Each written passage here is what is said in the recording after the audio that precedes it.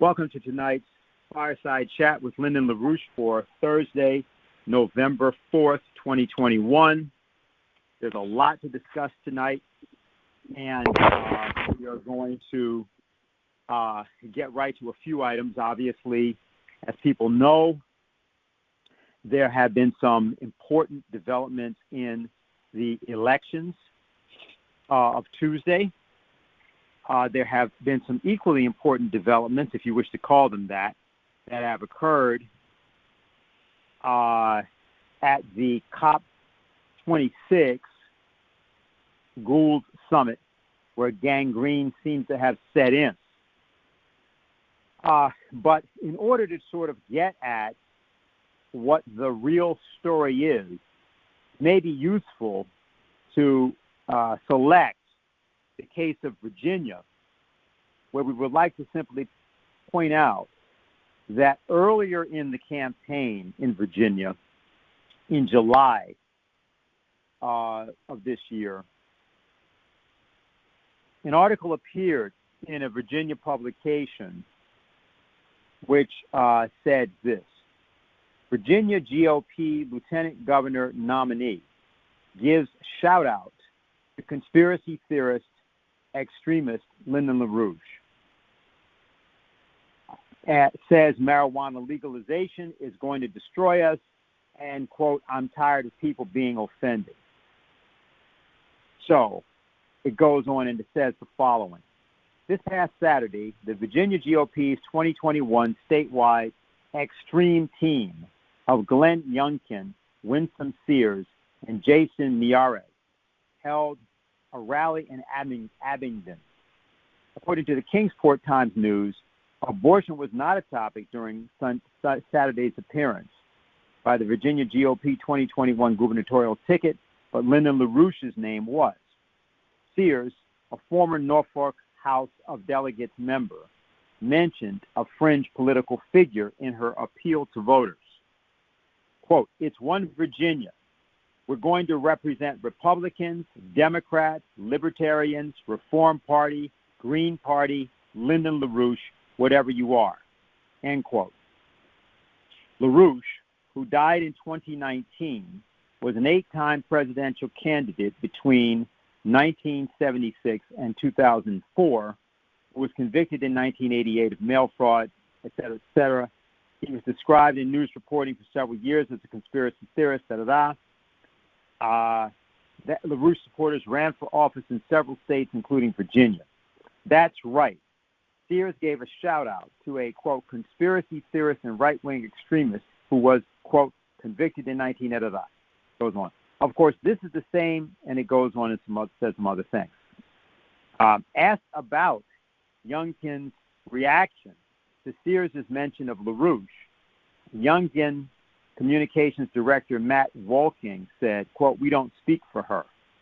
In other words, right under the proverbial bus. Now, here's the reason I read that. I read that to indicate to you the fundamental problem that the Democratic Party has about being out of touch. In 2004, Lyndon LaRouche had this to say about the now defeated Terry McAuliffe.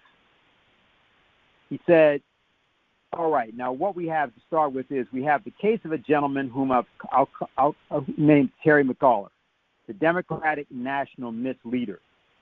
McAuliffe typifies a problem of both himself, the Democratic National leadership at present. He was the head of the DNC, the Democratic National Committee. First of all, Terry McAuliffe knows he's a liar.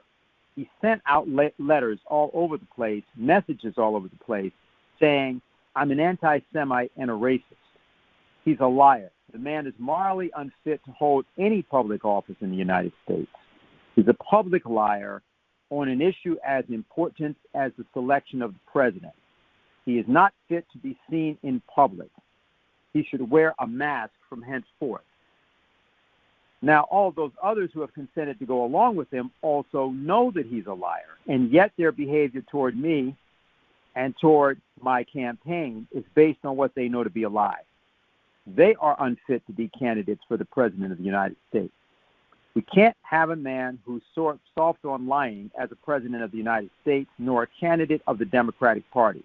They should resign in shame and purge themselves of this guilt, because none of them are morally fit to be president of the United States at this time, particularly on the question of their behavior toward me. Now, the present Lieutenant Governor, Sears, behaved differently toward not only Lyndon LaRouche, but her statement seemed, to those of us who think in human terms, to be straightforward. She said, it's one Virginia. And she then went on to say, we're going to represent everybody. The importance of this is to understand something about the character of the approach that the Schiller Institute under Helga Zepp LaRouche's leadership and the LaRouche organization also has taken toward our political interventions, particularly since late last year after the election. And that approach has been to insist that there be a single international perspective and there be a single concept of humanity that powers everything that we propose to do anywhere in the world, including in the electoral process in the United States. Several things happened which upset the Democratic Party.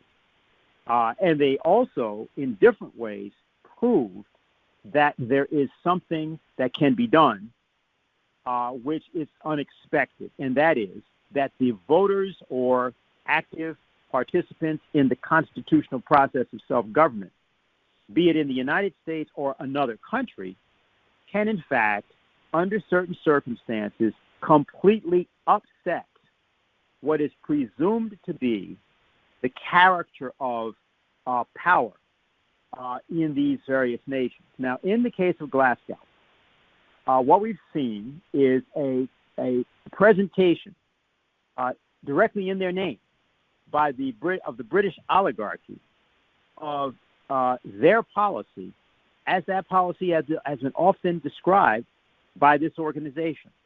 And this was presented in the set of speeches which were given by Queen Elizabeth, Prince Charles, Sir David Attenborough, and then in a different way, in a different context, people like Mark Carney and Mike Bloomberg and others who spoke at in different ways and in different contexts. And so what has happened is that the world did not show up for this conference. China's 1.4 billion people, Vladimir Putin's Russia did not come, and where Modi's India did show up, China in particular made it clear that from their standpoint, Modi's acquiescence to the sideshow at COP26 was not only a grievous error, but a betrayal of the poor of India. Because what China recognizes, and what, for example, the nation of Bolivia spoke to and recognized, is that the scheme that was being discussed at COP26 is intended to impoverish, loot, and kill the poor of the world. That if you are able to seriously stand up and talk about $130 trillion of capital that is supposed to somehow be leveraged by the private sector, and that was an actual figure that was used by various people in the course of the last several days. Even as you have a pandemic sweeping the globe that requires a World Health Platform, including fresh water and food and energy for people, that is a pronouncement that flies in the face of humanity and qualifies the people that make that statement as candidates for trials akin to those that happened in Nuremberg 75 years ago. There's a reason that these people are speaking the way they are. And tonight what we're going to do, and what part at least of what Paul will do, is to talk to you a bit about that figure, Yamashat, and that the background of the actual financial policies that Lyndon LaRouche, from the beginning of this organization, attacked and exposed and clarified to many of us who, in that period when he was founding the organization, were trying to answer the question for ourselves: how did the process of Nazism actually work? Those of us who didn't buy into the collective guilt of Germany, but recognized that there was another reason, another way that fascism came to dominate both Europe and then threaten the globe as a whole.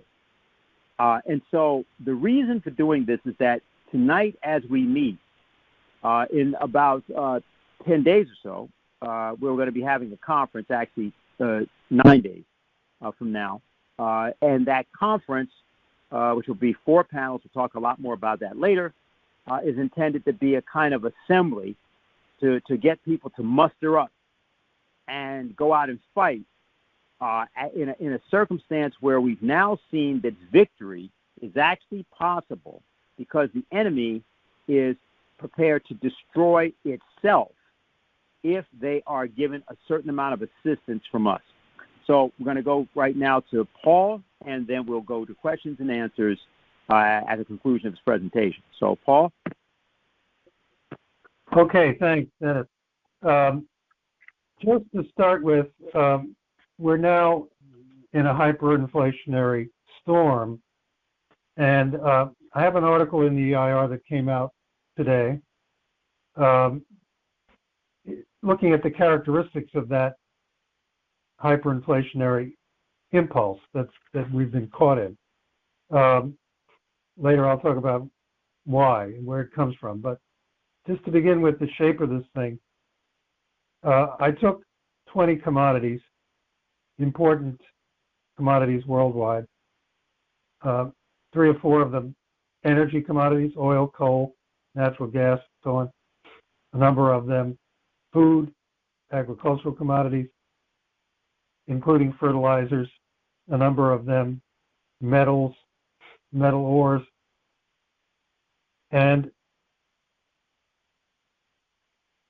something very striking came out when I looked at the prices. This is from World Bank data of these commodities going back to the year 2000, or coming forward from the year 2000 to now, to not quite to now, to July of 2021.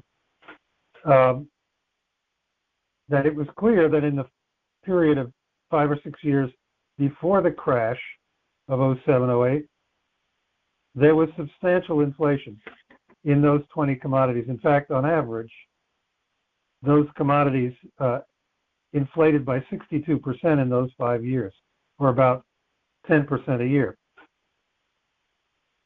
Then, apparently strangely, for the years 2009 to 2019, in spite of a great deal of what the central banks themselves thought was inflationary money printing, quantitative easing by the Fed, the Bank of England, the European Central Bank, the Bank of Japan, in spite of all that, in those 10 years, the average inflation of these 20 commodities was 2%.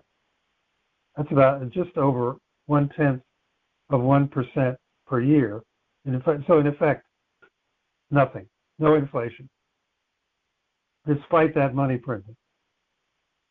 Then in the period just 2 years, July 2019 to July 2021, the average inflation of these 20 commodities was 66% over 2 years, for an average inflation of about 30% annually. So the first years of the century until the crash, 10% a year inflation of these basic commodities. The 10 years after the crash, effectively no inflation of these 20 commodities. The last 2 years, going into July 2021, 30% a year inflation of these same commodities. And in fact, then I took a handful of the commodities and took them forward beyond what the World Bank data has, up till the middle of October. And those 6 commodities inflated by another 56% from July to October. In other words, an annual rate of inflation of about 240% going into mid-October for the energy commodities and urea, the fundamental component of fertilizers, and tin and aluminum. So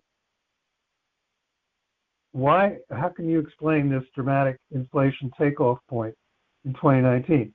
This first of all, you're all seeing the signs of inflation, but you're seeing one here and one there and one there.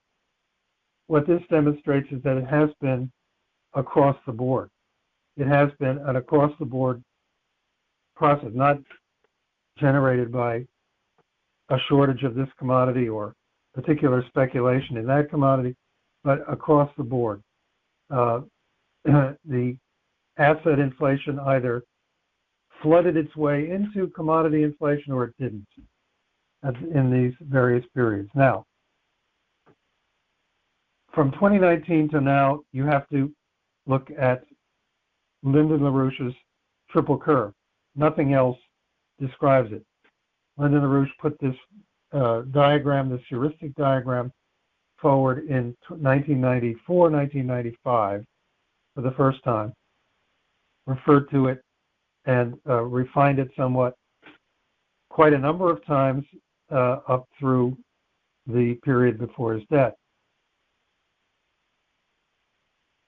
Here's the characteristics since 2019. World coal production had already been falling since 2014, but world coal-fired power production started to drop in 2019, has dropped 11% since then. European production of natural gas has dropped more than 20% since the start of 2019. European storage was only 77% full a month ago, compared to 98% full 2 years earlier.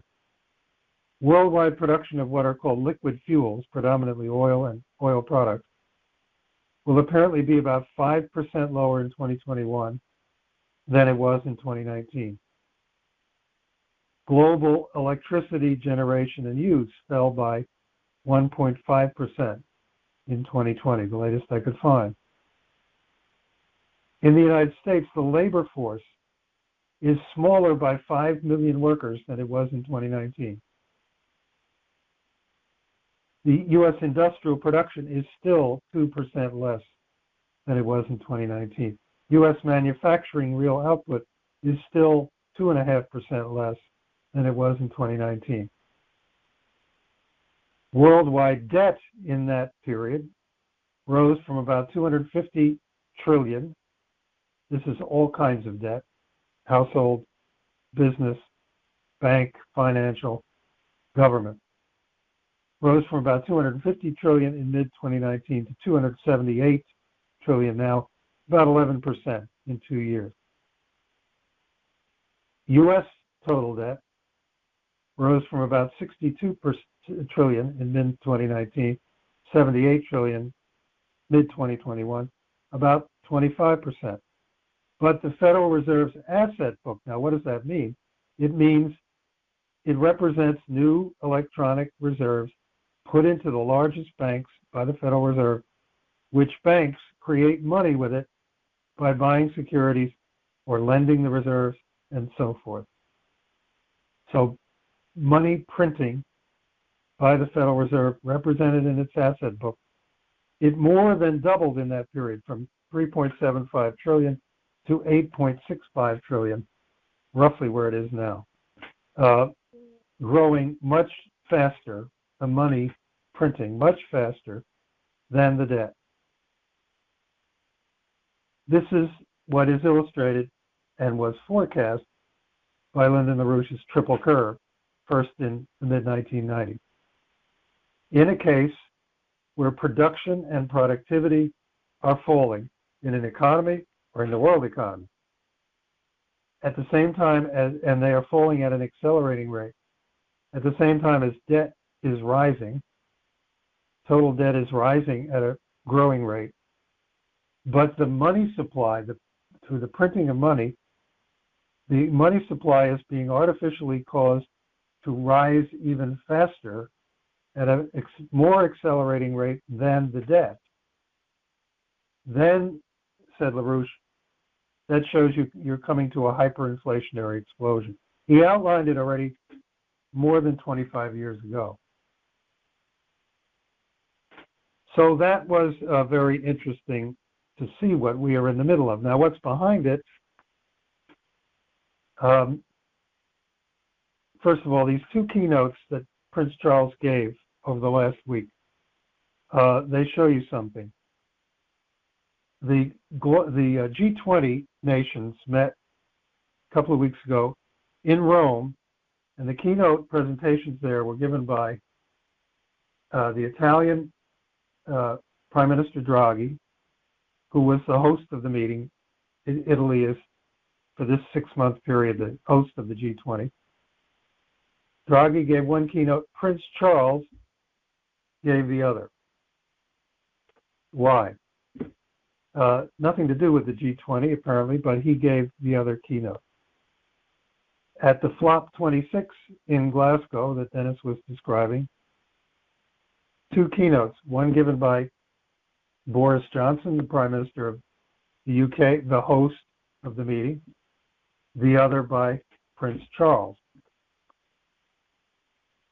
This was demonstrated by us over a long period of time, including in the pamphlet, The Great Leap Backward, right at the beginning of that pamphlet,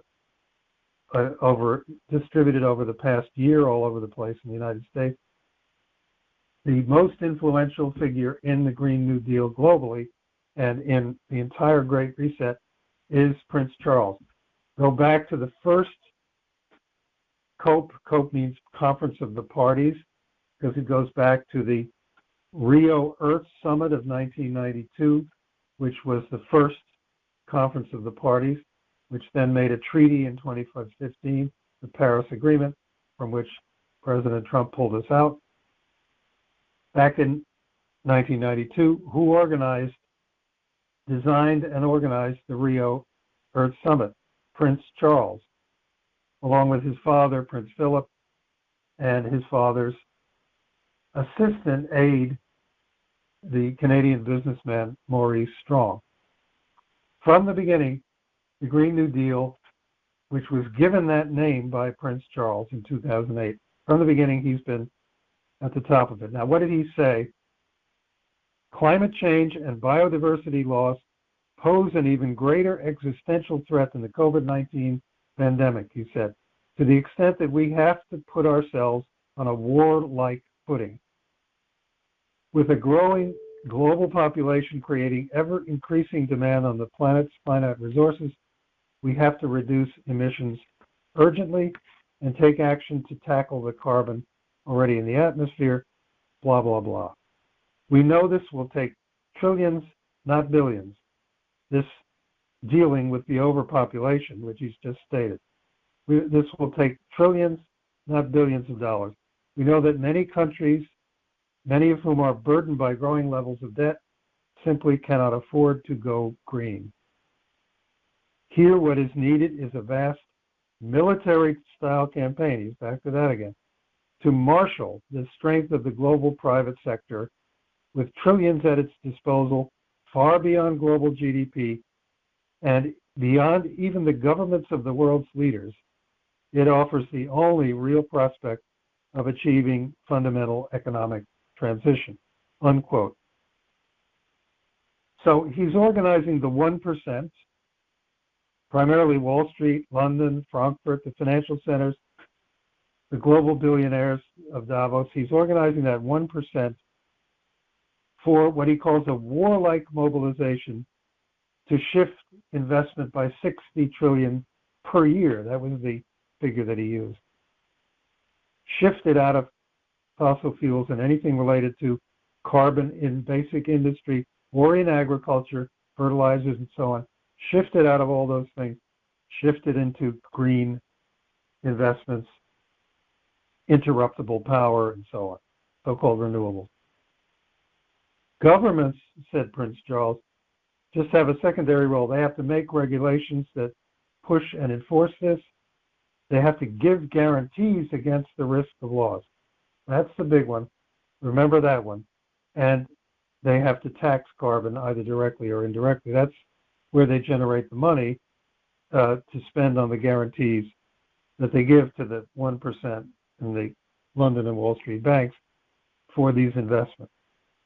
That's his idea. Governments barely needed. Mobilizing the 1%. And when he's talking about war, clearly he doesn't mean that the Bank of England or J.P. Morgan Chase Bank is going to purchase several divisions of tanks and invade some refractory third world country. He means a warlike mobilization of resources, in this case, investment resources.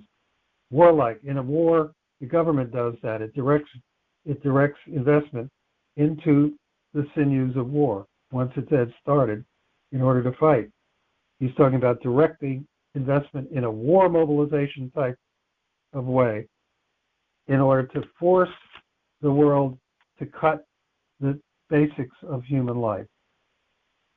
Mechanized, fertilized agriculture, livestock raising, the production of carbon-intense materials of all kinds in industry, the production of reliable heat and power. We're going to cut all that down, cut the living standards and the subsequent cut the population. We're going to do that with a warlike mobilization. That's Prince Charles, and it has been Prince Charles for 30 years, but now he really has that 60 trillion a year at least pledged to him for these investments. When this was launched is August of 2019, and it grids very well with when the hyperinflation wave began. When this was launched, was the Jackson Hole Bankers Conference in August 2019, when the leaders of that conference put forward the concept of a regime change, meaning that governments would give up their powers of direction and incentivizing investment. They'd give up those powers to the central banks and the largest private banks, who would incentivize and drive and direct investment in the way that they understood and the governments didn't have the political nerve to do, what I've just described. What is significant is that the people who were the leaders of that bankers conference in putting through this regime change idea were the most active Green New Deal fanatics. Mark Carney, at that time chairman of the Bank of England, who has been called repeatedly in the British press a true climate warrior, who was one of the writers of the Paris Agreement of 2015, has organized all of the central bank committees to enforce those agreements since then. Carney, and then you had 4 or 5 executives of BlackRock who themselves had all been European central bank executives, but now all work for BlackRock. What is BlackRock? The biggest biggest financial firm of any kind in the world. It's sometimes called the universal shareholder because it manages the holdings of shares in just about every significant company in the world.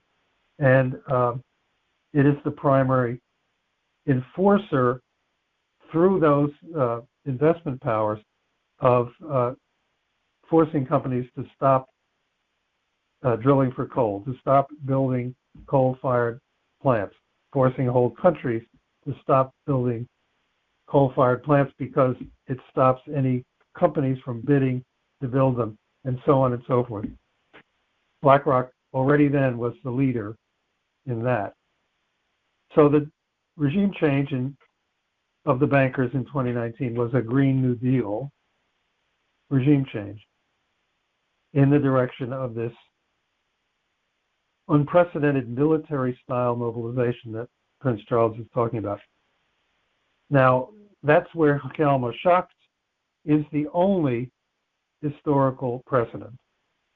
They could, if they were thinking of history, they could have been thinking of no one else but Schacht, who was Hitler's central banker and simultaneously Hitler's economics minister from 33 to 38. He continued to be a central banker for nearly 2 years after that and stayed in the government until 1943, the Nazi government. Schacht caused this kind of a shift in investment in the German economy after the Nazis took over. I've written about this in the past in the EIR, and I won't go through all the details that I described before. But it was certainly not Hitler. It was not Goering, who was considered although he was head of the Luftwaffe, he was considered the economic expert among the Nazi leadership. It was not Frank, the head of or Robert Ley, the head of the Labor Front. It was Schacht who made the plan to force investment in the German economy to go into war production. And that plan was based on a new strategy of printing money, what were called the Mefo bills, which no central banker had done before, and was recognized as completely unique. He printed the money and he used those printed currency to shift investment, literally to deny investment at all from certain whole industries, the clothing industry, for example, the housing construction industry, just all of a sudden went dead. No credit, no lending, no currency going there. Others, that same fate. He forced cartels in every industry, literally enforced that there would be compulsory mergers and acquisitions in each industry, leaving only a half dozen at most big firms in that industry. And that was enforced by the Nazi government. That had to happen. That was Schacht's idea.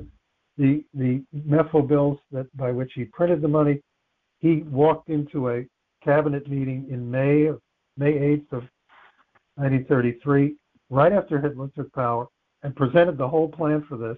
Nobody had thought of it. It was his plan. He enforced it. And through that driver, German rearmament production, military production, which of course was against the Versailles Treaty, but they got away with it. German military production went from 2% of German GDP in 33 to 20% of German GDP in 35, 2 years later. That's the dramatic war mobilization shift of all investment that Schacht managed to force in Germany through this unique money printing strategy of his. And a lot of the work was done, and this again was an idea of his, although they were already being formed in what were initially called the Kameradschaftslager, meaning comradeship camps. The name almost evokes CCC camp. But these Kameradschaftslager were not quite forced, but mobilized labor camps, mobilized by the Nazi Labor Front for people who were unemployed or employed in other industries that they said could be spared, to bring them into these camps where the world thought they were building highways, autobahns, but they were actually producing ammunition, and then as soon as possible they were producing heavy armaments. And the camps kept changing their character gradually during the 1930s to become forced work camps, to become eventually, some of them, death camps, and others camps where workers were worked to death rather than being immediately killed. But this started with the Kameradschaftslager, which worked because that was the way of mobilizing labor that Schacht liked. He also liked and imposed wage and price controls. So the Keynesians, John Maynard Keynes himself, in the 1930s, and his followers in economics were absolutely fascinated by the money printing of Schacht at that time, and then for decades afterwards. And they called it work creation, and they said, because that was their favorite term, they said, oh, finally someone is doing work creation. They also were fascinated by the rather looting trade policy that Schacht managed to carry out, particularly against South American countries, but also countries like Bulgaria, Romania, other Southeastern Europe countries. That trade strategy of Schacht's also fascinated the Keynesians. They still promote it today. But what's most important, where Lyndon LaRouche really nailed this at the very beginning of his notoriety, let's say, as a leading and very controversial economist. Nixon in 1971 in January was on a television interview with Howard K. Smith on ABC News, and he said, I am now a Keynesian in economics. And Howard K. Smith wrote about this afterwards. He said, that was the real Nixon shock. I couldn't believe it. Keynes was supposed to be the economist of the left-wingers. Nixon said, I am now a Keynesian in economics, and then went on that year to take the dollar off the gold reserve and destroy the Bretton Woods system as a tool of London and a tool of George Shultz in particular. But what's most important is that Lyndon LaRouche, immediately when he began his mobilization to tell the world about the threat that Nixon's action represented and the abandonment of the gold reserve represented, LaRouche focused on Schacht and on Schachtian economics. Lynn labeled it the forced sacrifice of labor and living standards of labor. But I think many people on this call have heard of the very famous debate between the very well-known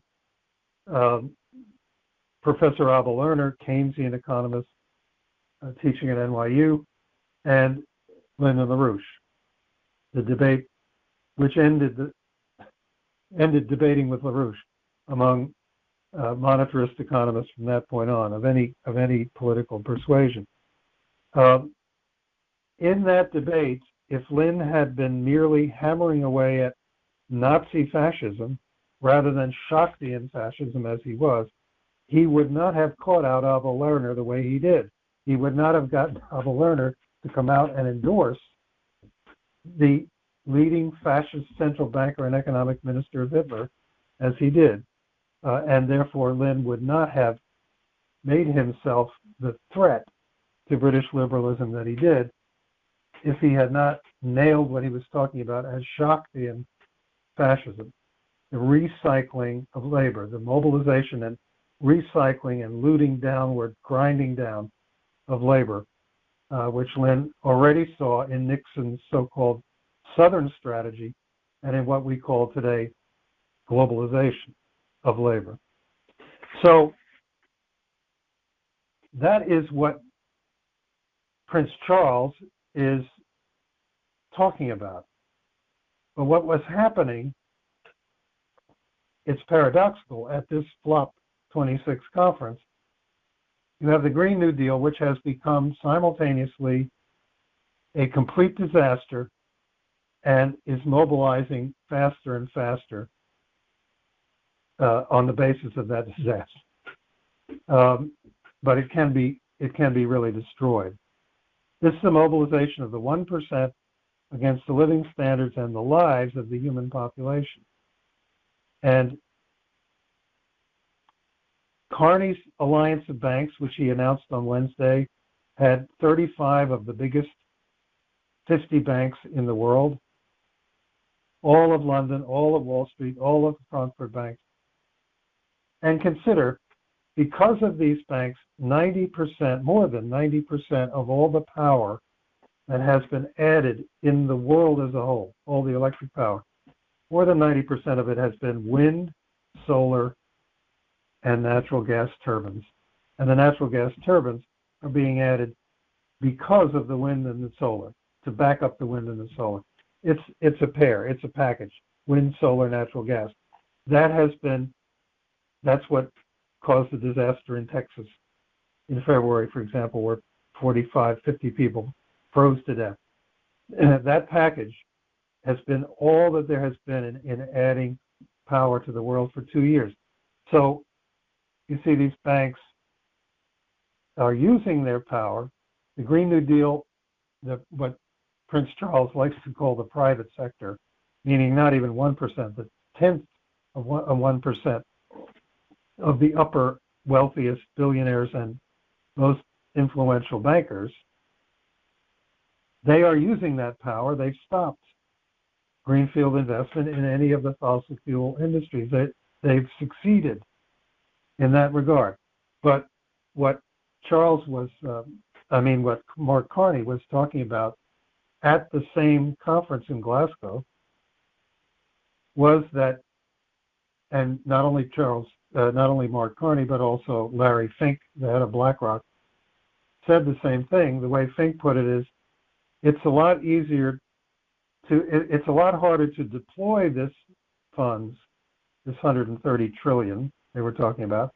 It's a lot harder to deploy those funds than it is to get the commitment. The way Carney put it was, the money is here, meaning in my back pocket, but we need climate-aligned projects for these investments. And he said the transition is proving difficult. Now that's a hell of an understatement to say the transition is proving difficult. You have people have starved to death, have frozen to death in Texas. You have the power supplies of all of Northern Europe went dead over the last 3 months. You've had 250% sudden inflation of the price of coal, the price of oil, the price of natural gas, and inflation, hyperinflation spilling into commodities of all kinds because of these Green New Deal investments and the failure of them. And they don't produce even 10% of the power they're supposed to, so they fail. And they cause disastrous failures, and they have, along with their inseparable companion, which is this money printing by the central bank, they have triggered hyperinflation. So Mark Carney, Charles, and so forth are looking at this disaster. On the one hand, Charles is saying, full speed ahead, war mobilization, we're doing great. On the other hand, Carney and Fink are saying, the investments we're making are turning into disasters. They mean for the $130 trillion of bankers' capital behind them, but they're turning into disasters for the human population.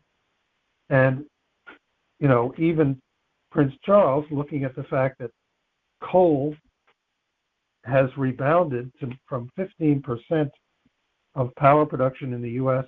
last year to more than 27% of power production right now, with the price of coal way up, with the production of coal way up in the United States all of a sudden, just in a matter of months.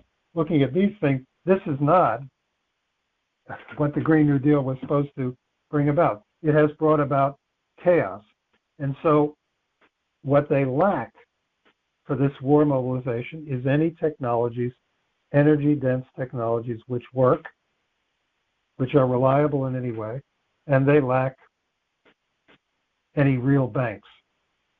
These 35 of the biggest banks in the world that they have in Carney's back pocket with $130 trillion, those are zombies. Those are not banks.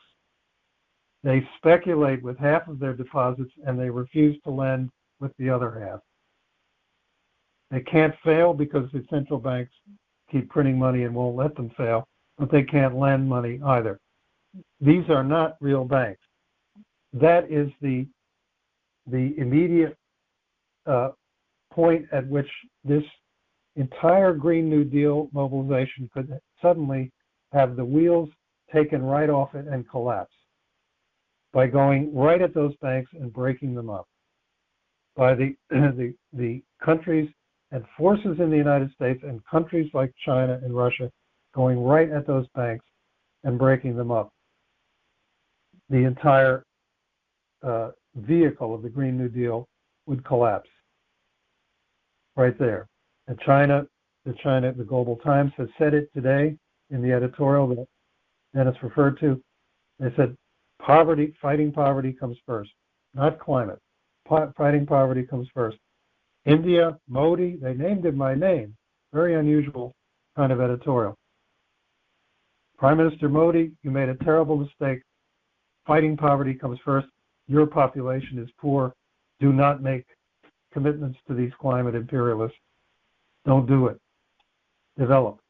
And all we need to do is generate the cooperation with those countries in the United States in major projects, and also focus on breaking up these zombie banks. And there is no Green New Deal. So that's what I wanted to. That's what I have for you.